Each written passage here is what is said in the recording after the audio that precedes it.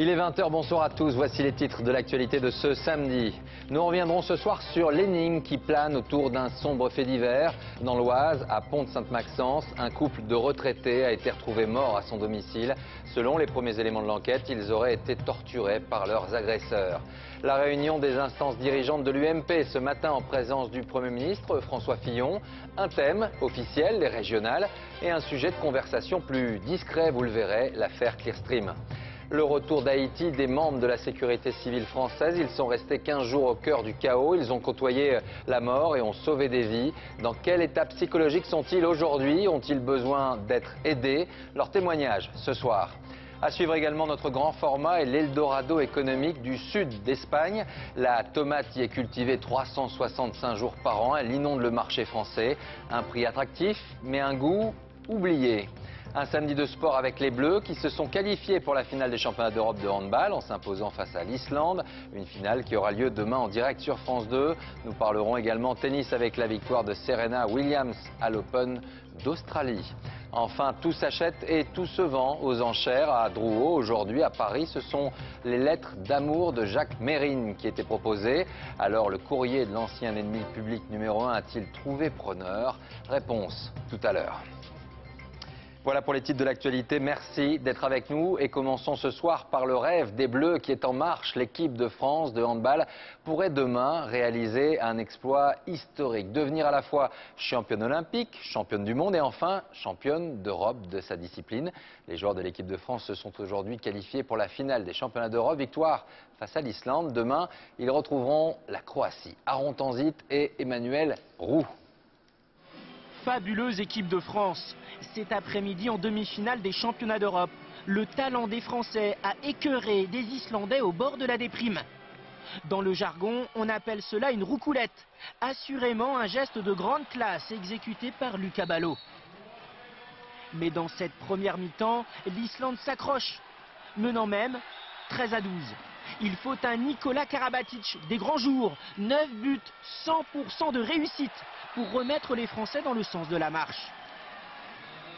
Dans les cages, Thierry Omeyer est impérial. Résultat, la France creuse l'écart pour au final l'emporter 36-28. C'est énorme et ça prouve bien la valeur de notre équipe et de nos joueurs. On arrive encore une fois en finale et voilà, j'espère qu'on va avoir assez d'énergie pour le match de demain. Des experts de la victoire, champion olympique à Pékin, champion du monde l'année dernière. Avec un succès face à la Croatie, les Français réussiraient un triplé inédit. Ce que je peux vous promettre, c'est que demain, on laissera tout sur le terrain. Et au moins que si on perd, on n'aura pas de regrets. Ces champions ont encore faim de victoire. Demain, ils voudront entrer dans l'histoire pour encore faire sautiller de plaisir leurs nombreux supporters. France-Croatie, une finale à suivre donc demain en direct sur France 2 à partir de 17h25. Dans l'actualité de ce samedi, l'émotion maintenant à Pont-de-Sainte-Maxence dans l'Oise après la découverte par les enquêteurs de la gendarmerie d'un double homicide d'une rare violence. C'est un couple de retraités qui a été tué après avoir été maltraité à son domicile. Yacine Benjanet et David Fossard sur place. Les experts de l'investigation criminelle passent le pavillon au peigne fin à la recherche du moindre indice. Les deux retraités ont été sauvagement assassinés, chacun frappé d'une vingtaine de coups à l'arme blanche. Il s'agit d'un crime d'une grande violence. Pour l'instant, le mobile n'apparaît pas clairement, mais l'on a pu constater que le domicile a été fouillé sans qu'il soit possible de dire ce qui a disparu pour l'instant. Les victimes, deux septuagénaires aux revenus modestes, des retraités de l'industrie sidérurgique qui étaient installés ici depuis plusieurs dizaines d'années. Leurs voisins les décrivent comme un couple paisible et discret. Je voyais ses enfants, ses petits-enfants, qu'est-ce qu'ils doivent avoir comme peine? Même moi, j'arrive même plus à dormir. Ils étaient très gentils surtout, très doux en plus, et adorables. Jamais d'histoire, jamais d'histoire, jamais. Faire du mal comme ça à des gens innocents, certainement à des braves gens, mais c'est horrible. Les corps des deux retraités ont été découverts hier par des amis, mais leur mort pourrait dater de plusieurs jours. Des autopsies seront pratiquées lundi pour déterminer plus précisément les circonstances de ce double meurtre. Revoilà, Jean-Marie Messier au cœur de l'actualité. Hier à New York, la justice américaine a reconnu le groupe Vivendi coupable de communication trompeuse. Son ancien PDG a en revanche été blanchi. Alors qu'en pensent les petits actionnaires ruinés par cette affaire et qui étaient à l'origine de la procédure? On voit cela avec Françoise Vallée. Il s'était présenté à l'audience comme l'homme venu d'un milieu modeste qui avait réussi. Apparemment, les jurés américains ont été touchés. Jean-Marie Messier, son directeur financier et l'entreprise Vivendi Universal étaient accusés par les actionnaires de tromperie sur la santé financière du groupe. Hier, le jury populaire américain a rendu son verdict. Vivendi est reconnu coupable, mais le PDG, Jean-Marie Messier, et son collaborateur ne sont pas responsables. Une décision surprenante pour les représentants des petits actionnaires. Ces Américains n'avaient pas l'entier dossier tel qu'il a été instruit en France, donc qui fait à peu près 100 volumes. Et effectivement, dans ce dossier, il y a des éléments qui permettraient de mettre en cause la responsabilité de Jean-Marie Messier en France, telle qu'elle n'a pas eu lieu aux États-Unis. En effet, Jean-Marie Messier n'est pas sorti d'affaire. Il est attendu à Paris devant le tribunal correctionnel le 2 juin. De son côté, le groupe Vivendi, qui refuse de payer seul l'addition, a décidé de faire appel de la décision américaine. Après Toyota hier qui rappelait au garage près de 8 millions de voitures à travers le monde pour un problème de pédale d'accélérateur, c'est aujourd'hui le groupe PSA qui annonce qu'un certain nombre de Peugeot 107 et Citroën C1 seront également rappelés pour la même raison, sans préciser cependant l'ampleur de ce retour. Une annonce qui met en lumière que ces deux véhicules sont fabriqués dans une même usine en République tchèque, une délocalisation de la production de nos voitures qui avait été récemment la cible du président de la République. Alors où sont vraiment produites les voitures françaises aujourd'hui? Eh bien, on fait le point ce soir avec Luc Bazizin et Sébastien Lafargue. Cette Renault Laguna est assemblée à Sandouville en Normandie. Cette Peugeot 407, elle, est fabriquée à Rennes en Bretagne, tout comme cette Citroën C5 Break. Tous des véhicules de moyenne gamme, mais en fait, un modèle sur deux vendu en France est une petite voiture fabriquée hors de nos frontières. Et la prime à la casse a encouragé cette tendance en 2009, à tel point que les 3 premières à en avoir profité sont ces petites françaises. Sur la première marche du podium, la Twingo, vient ensuite la Citroën C1 et enfin la Dacia Sandero du groupe Renault. 600 millions d'euros d'aides publiques qui ont contribué à faire tourner les usines des marques françaises en Slovénie, en République tchèque et en Roumanie. Ce n'ont pas été des délocalisations, parce qu'on n'a pas fermé une usine pour construire une usine dans ces pays-là en faisant le même modèle. Non, on a construit de nouvelles usines pour faire de nouveaux modèles. Et pourtant, ce n'est pas tout. On fabrique aussi des modèles français en Espagne, comme la Modus, en Slovaquie avec la C3 Picasso, et même jusqu'en Corée avec le 4x4 Koleos de Renault. Cette Twingo coûte 1 400 € moins cher à produire en Slovénie plutôt qu'en France, en cause les taxes et aussi les salaires. Pour un travailleur français, la rémunération est de plus de 40 000 € par an avec les charges. Le salaire d'un Tchèque, c'est 10 000 €. Le salaire d'un Roumain, c'est 5 000 €. Bon, donc on peut vite faire un calcul. Et si on veut trouver des produits qui se vendent 7 ou 8 000 € prix public, eh ben, il faut effectivement compresser tous les coûts, y compris la masse salariale et ce genre de choses. Résultat, on est passé chez Peugeot et Citroën de 1 800 000 véhicules produits en France en 2003 à 1 200 000 véhicules l'an passé. Et chez Renault, il faut diviser par 2 le nombre de modèles produits chez nous sur la même période. Cette situation, qui n'est pas sans conséquences sur l'emploi, inquiète et mobilise syndicats et pouvoirs publics. La politique ce soir et les régionales étaient le thème du jour du Conseil national de l'UMP à Paris. Le Premier ministre François Fillon avait fait le déplacement auprès de ses troupes ce matin. On a bien sûr évoqué la stratégie pour les régionales à la tribune, mais il y avait un autre thème plus discrètement abordé, celui de l'affaire Clearstream. Un sujet tabou ou pas? Reportage sur place à Alix Bouillaguet et Mathieu Drejoux. Ce matin, au Conseil national de l'UMP, il y avait le discours officiel. Cette unité, c'est un gage de clarté démocratique. Et tandis qu'à la tribune, le Premier ministre vante l'unité et galvanise les troupes pour les régionales, en coulisses, les ministres minimisent l'impact de l'affaire Villepin. J'ai aucun coup de fil, aucun SMS, rien sur mon Facebook, aucun Twitter me parlant de cette affaire. problème de Dominique de Villepin, et ce n'est pas des questions qui intéressent au fond la France et les Français. Mais dans les travées, les villepinistes ne l'entendent pas de cette oreille. Ils continuent d'affirmer que Nicolas Sarkozy a orchestré la décision de renvoyer Dominique de Villepin devant la justice. C'est une initiative qui ne peut pas avoir été prise, très clairement, sans que le président de la République l'ait lui-même demandé. Est-ce qu'on imagine une seule seconde qu'il en soit autrement? Sans tarder, la réplique des sarkozystes. Je pense que les attaques vis-à-vis du chef de l'État sont parfaitement odieuses et que ceux qui s'y prêtent n'ont peut-être pas l'esprit si tranquille que cela. Face à ce qui semble pousser chacun à choisir son camp, Bruno Le Maire, ministre de l'Agriculture et ami de Dominique de Villepin, joue un numéro d'équilibriste. Je souhaite que si en 2012 le président de la République devait se représenter, la majorité soit rassemblée derrière lui. Ça n'empêche pas, j'insiste sur ce point, d'être respectueux et à l'écoute des convictions qui font la diversité de l'UMP aujourd'hui. La guerre de tranchées entre les partisans de Dominique de Villepin et ceux de Nicolas Sarkozy est relancée. La polémique vient brouiller le lancement de la campagne des régionales à un moment où les sondages sont en berne pour l'UMP comme pour le chef de l'État. Et puis autre phrase du jour, elle est signée Carla Bruni-Sarkozy, qui était l'invitée ce midi de nos confrères d'RTL. Elle est revenue sur l'affaire Clearstream, se disant étonnée des critiques concernant l'indépendance de la justice en France. On l'écoute. Je suis très stupéfaite par ce qu'on dit de politique sur ce procès. C'est un procès pénal, vous comprenez? Il s'agit d'une affaire pénale, pas politique. C'est tout ce que je peux vous dire. Oui. Et je suis très étonnée par le peu de confiance que, bien sûr, M. de Villepin, mais aussi visiblement les médias, accordent à la justice française. Le peu d'indépendance qu'on lui attribue. Et revenons à la campagne des régionales avec cette fois les listes du Front de gauche qui étaient en meeting hier soir sur les terres de Georges Frêche en Languedoc-Roussillon.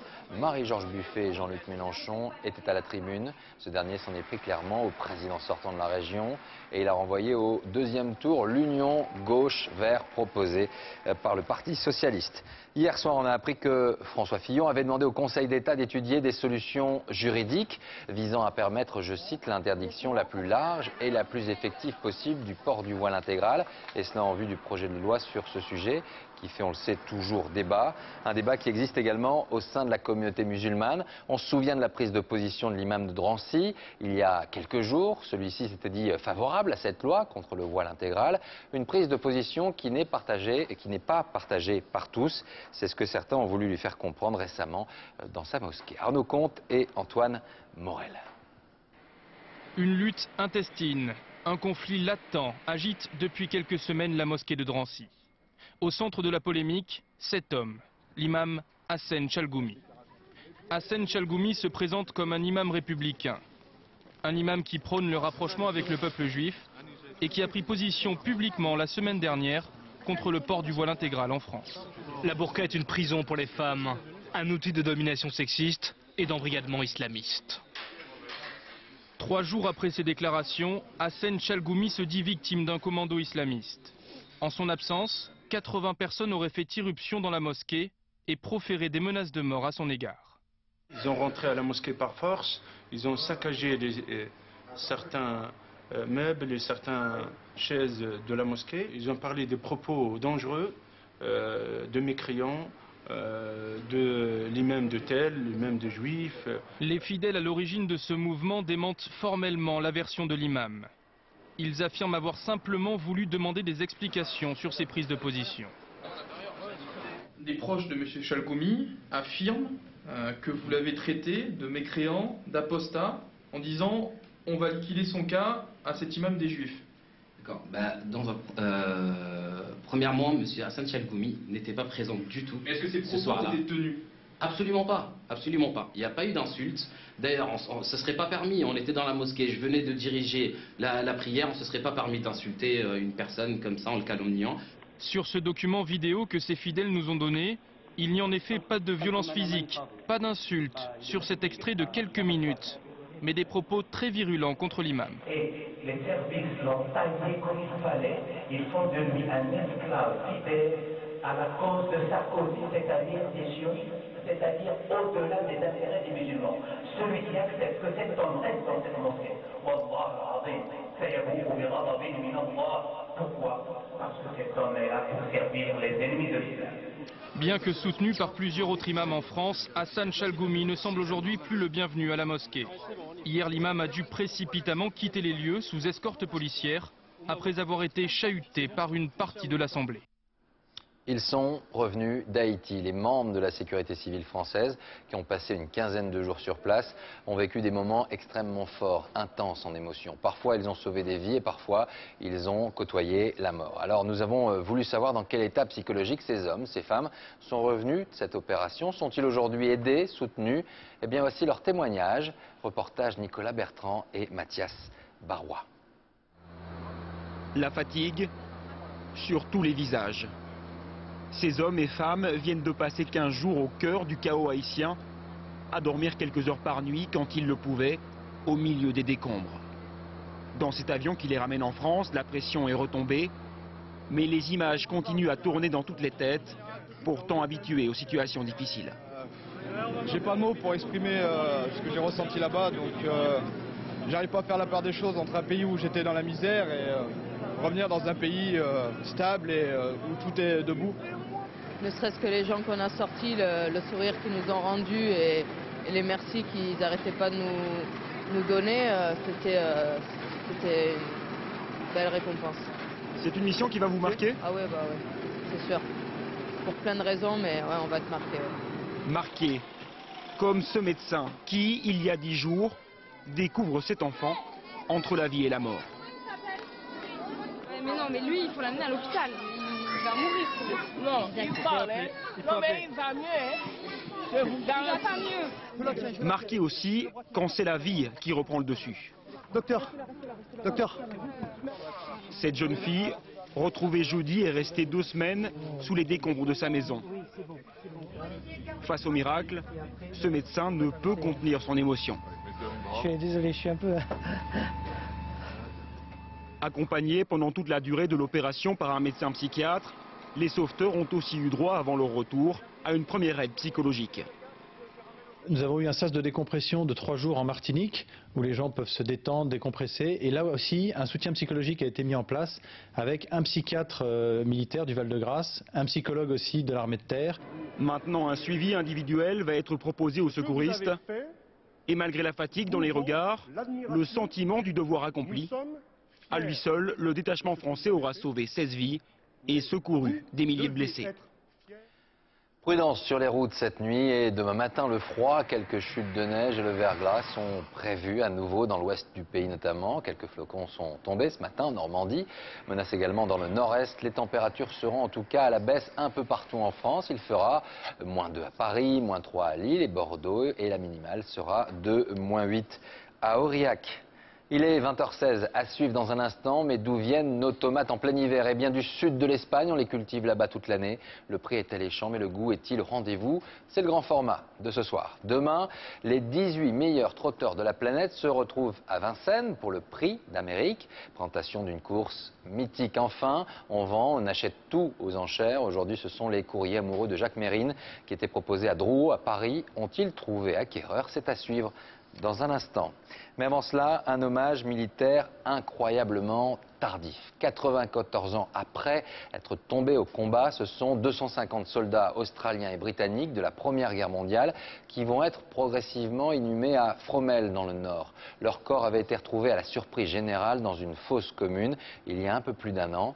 Le premier hommage avait lieu aujourd'hui. Sur place, Marianne Masse et Damien Louvet.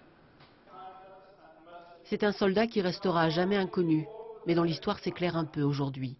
Près d'un siècle après sa mort sur le champ de bataille de Fromelles, il retrouve ici une sépulture décente. Et nous voilà presque 100 ans après à exprimer notre respect et rendre les honneurs à ceux qui sont morts en service pour leur pays et pour la France aussi.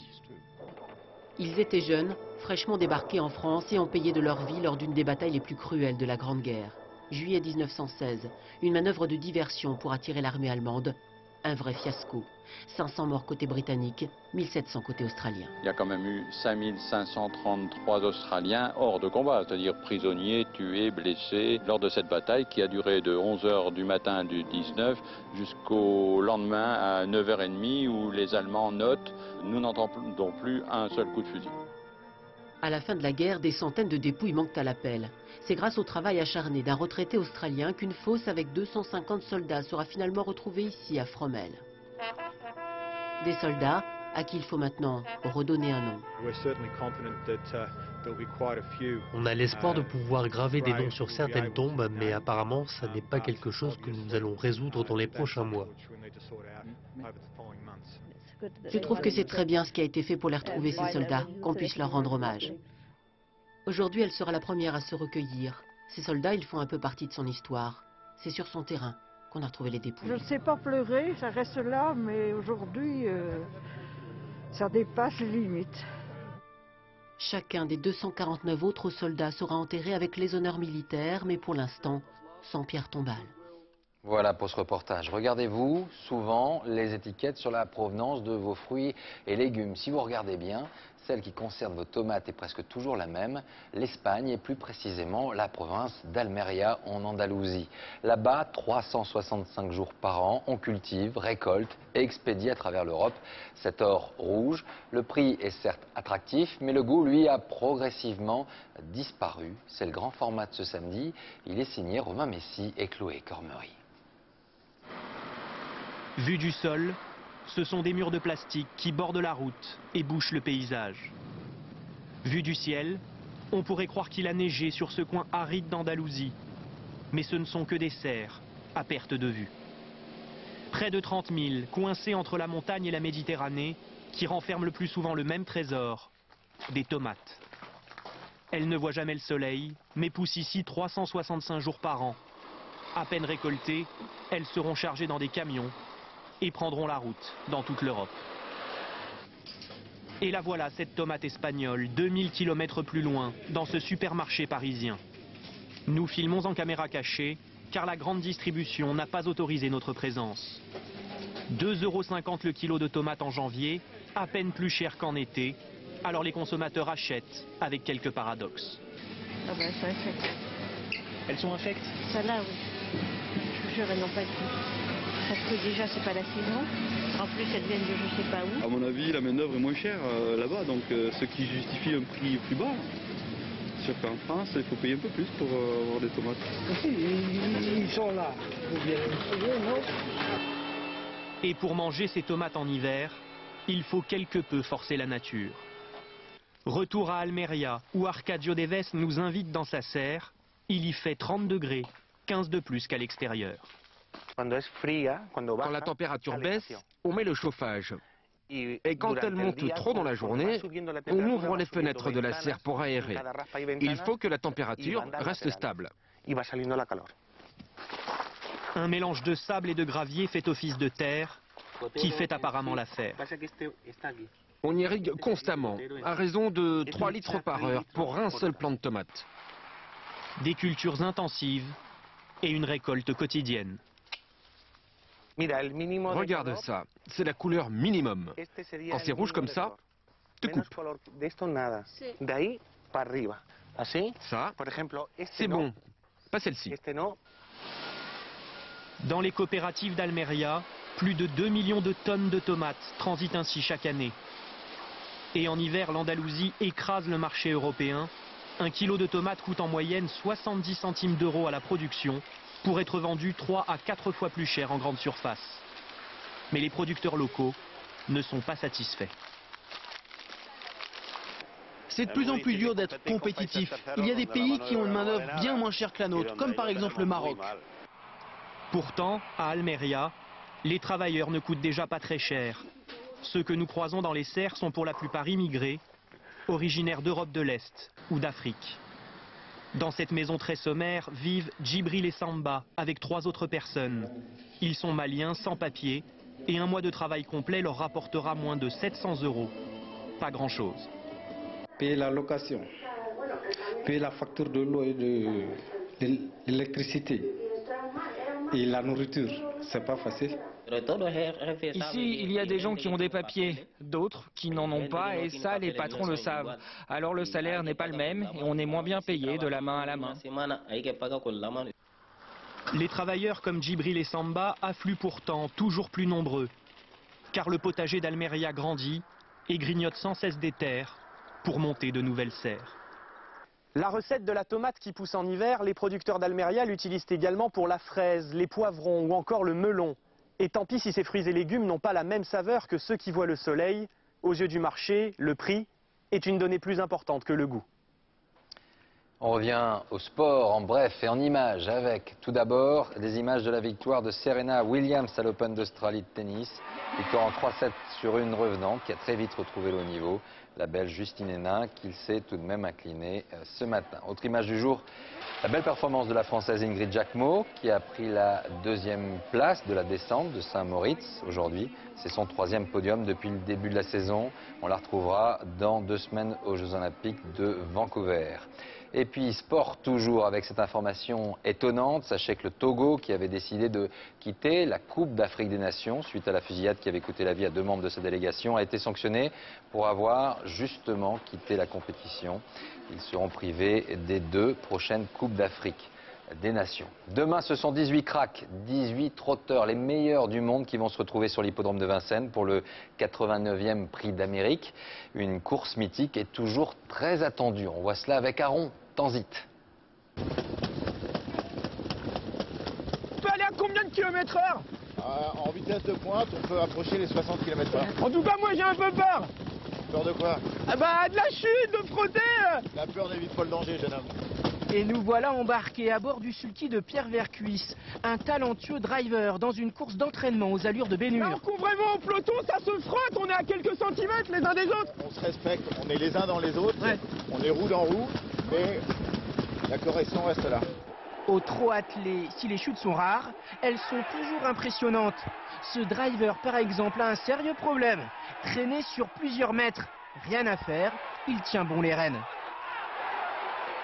Tous les spécialistes vous le crieront. Pour gagner, le pilote et sa monture doivent être au diapason de la perfection. Avant vous aviez un peu le bon cheval, maintenant il faut absolument les deux. Le bon cheval, et si vous avez un bon driver, un espèce de Schumacher derrière, eh ben c'est pas plus mal. Et comme en Formule 1, le trot a son championnat du monde. Prix d'Amérique. Créé en 1920 pour honorer l'intervention des États-Unis dans la Première Guerre mondiale, le Prix d'Amérique réunit les meilleurs attelages de la planète. Un hippodrome plein à craquer. 40 000 spectateurs sont encore attendus demain pour cette course de légende. Ah, c'est électrique, c'est magique. C'est une des plus belles courses au trot du monde, hein, ça c'est vrai. C'est vrai, ça c'est vrai, il faut le dire. Gagner les Jeux Olympiques, c'est ce que rêvent tous les sportifs et nous, en l'occurrence, c'est remporter le Prix d'Amérique. Et pour le vainqueur, une prime de 500 000 €. Dans moins de 24 heures, le Prix d'Amérique va nous faire frissonner de plaisir. Voilà, image signée David Fossard. Les courriers amoureux de Jacques Messrine, l'ancien ennemi public numéro 1, ont-ils trouvé preneur? Ils étaient en tout cas en vente aux enchères aujourd'hui à Drou, à Paris. Il y avait du public, beaucoup de curieux, mais finalement assez peu d'acheteurs. On voit cela avec Valérie Gaget et Mathieu Niven-Gloski. Regardez. L'ennemi public numéro 1 était un cœur d'artichaut. De jolies fleurs, des petits cœurs et des serments d'amour éternel parsèment les lettres de Jacques Messrine à sa maîtresse, au risque de faire passer le gangster pour un ange. Je trouve pas ça très bien, de le mettre en avant. De le mettre en avant et d'en faire une vedette, quoi, en quelque sorte. Est-ce Joyce, cette Québécoise rencontrée au cours d'une cavale, qui vante aujourd'hui sa correspondance, ou cette chevalière à ses initiales? La salle des ventes refuse de le dire, comme elle se défend d'entretenir la légende du gangster, abattu en plein Paris en 1979. Je pense que Messrine est un personnage qui appartient d'une certaine façon à la mémoire collective et que c'est un témoignage sur une génération, une époque, la France de l'année 70. Et de ce point de vue, c'est un intérêt. Et de l'intérêt, il y en a beaucoup. Parmi les curieux, le fils de Jacques Messrine, persuadé que c'est l'ex-maîtresse de son père qui vend ses lettres pour des raisons financières. Je suis un petit peu touché par qu'on fasse encore de la vente sur la mémoire de mon père. 41 000. Les enchères pour les lettres atteignent péniblement 50 000 €. Comme le vendeur espérait plus, la vente ne se fera pas. 50 000. La chevalière, elle, part à 12 000 € et quelques admirateurs emportent de petits lots. Dans la salle, certains semblaient oublier la violence du truand, accusé de meurtre au Canada et condamné en France à plusieurs dizaines d'années de prison pour vol et enlèvement. Cinéma ce soir avec Les Bananes, un film qui a reçu le Lion d'Or au Festival de Venise. Il s'agit d'un premier long métrage d'un jeune réalisateur israélien qui revient sur la guerre du Liban en 1982 avec un parti pris étonnant. Vous allez le voir. Reportage signé Marie Jaujoin et Frédéric Bazille. La guerre du Liban, comme vous ne l'avez jamais vue, vécue de l'intérieur, à travers les yeux d'un tireur de tanks israélien.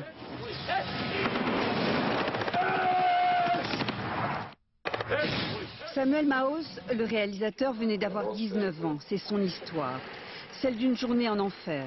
Le 6 juin 1982, il était dans le premier tank israélien à franchir la frontière du Sud-Liban, dans le cadre de l'opération Paix en Galilée.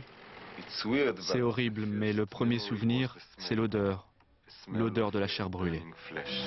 Il aura fallu 25 ans avant que l'odeur disparaisse et que Samuel Maoz puisse sortir du tank et y faire entrer le spectateur à sa place. Je vous prends, je vous mets à l'intérieur du tank, comme ça vous êtes à la place des soldats. Vous ne voyez que ce qu'ils voient, vous ne savez que ce qu'ils savent. Mon objectif, c'était que le public soit comme eux visant une cible qui court devant eux. Que vous fassiez cette expérience était pour moi la seule façon de comprendre. Comprendre comment un garçon comme les autres peut préparer devient malgré lui une machine à tuer. Le tout accentué par les mouvements de la caméra qui, en suivant le viseur du tireur, font de tout ce qui est à l'extérieur une cible potentielle. L'important, c'était d'expliquer, mais aussi de montrer comment on prend les décisions de tirer ou de ne pas tirer,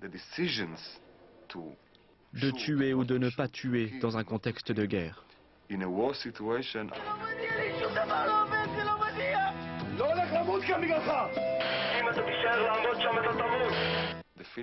Le sentiment que vous ressentez en permanence dans un tank, c'est d'être comme dans l'estomac d'une sorte d'animal.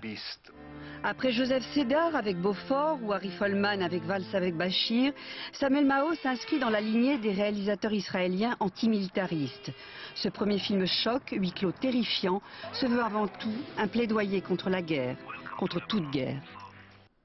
Voilà, avant de se quitter, je vous rappelle l'une des informations de ce samedi, c'est la qualification de l'équipe de France de handball en finale du championnat d'Europe après une victoire face à l'Islande. Elle retrouvera demain la Croatie avec en tête un triplé historique, championne du monde, championne olympique et pourquoi pas championne d'Europe. Match à suivre demain sur France 2 à partir de 17h25. Voilà, fin de ce journal. Merci à vous de l'avoir suivi. Tout de suite la météo, Nathalie Riouet à 20h35, musique avec la fête de la chanson française et Daniela Lombroso. Je vous donne rendez-vous demain à 13h pour l'information et dès 13h15 pour le magazine. Nos invités Jack Lang et Vincent Delerme. Passez une très belle soirée et à demain.